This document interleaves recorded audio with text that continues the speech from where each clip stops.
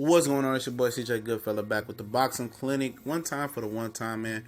Appreciate all the love. On Facebook, hit the link and subscribe to the channel. That's very vital because I drop a lot of exclusive videos and, follow us on Instagram as well. I'm trying to get that up and running right now, but we on there and we doing it big. And, this morning was the weigh-in in America and Friday afternoon in the UK. Both guys make weight just over 146.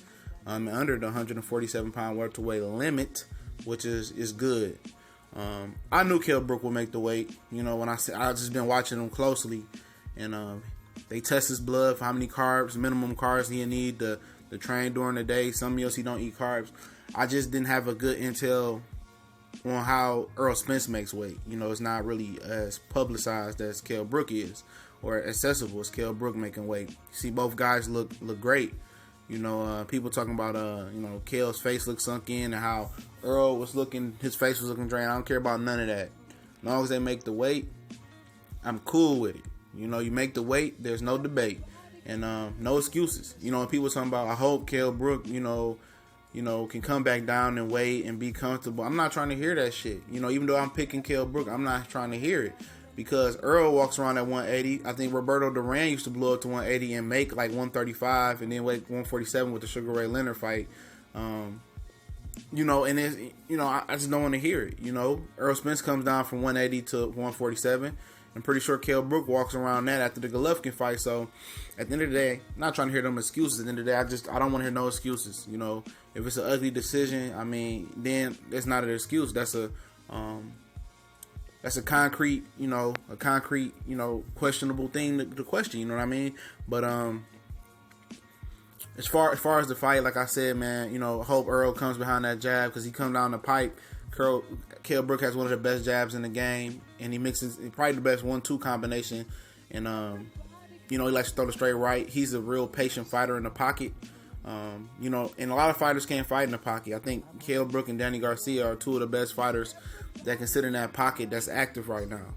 A lot of fighters can't sit in that pocket and operate under that pressure. Most guys have to sit at long range or going close or, mask like they want to be at mid-range and do a lot of feints.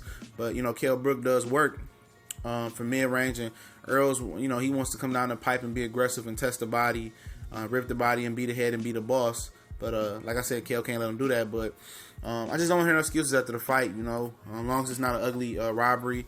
I just want to see a good, clean fight between these two young up-and-coming champions hitting their prime. They stride in their prime. And, I'm picking Kell Brook, to get the stoppage in the 11th. But it's nothing that I'm standing on top of the Empire State Building and saying, like, hey, yeah, Kell Brook is going to win. I'm so certain of it. I'm not certain of it. You gotta go check out Dwyer. He's supposed to be like the messiah of predicting fights and shit like that. Shout out to him as well. But I'm not gonna stand on this, and this is not a concrete pick. And most of the picks I'm very confident in, but this one I'm not. Not as confident, but I believe Kell Brook can get the job done. He has the skills to pay the bills, and so does Errol Spence. Anything can go. I wouldn't be surprised if Errol Spence got him out there in the first round. The third or fifth, seventh, however round, I won't be surprised because this kid has the pedigree to be, the next big thing in boxing. But I think, Kell is special. I finally see why they call him Special K. Looking at the film, he's very patient, very accurate, and I think those are two attributes that people don't give him, credit for. And his mid-range in the pocket fighting is great. And if it comes down to a boxing match, which I think it will. I think Kell survives the onslaught of early by Errol Spence. And I just pick Kell to pick him apart from long distance, middle range, and hold his own on the inside. But enjoy the fight. We'll be on afterwards. We gone.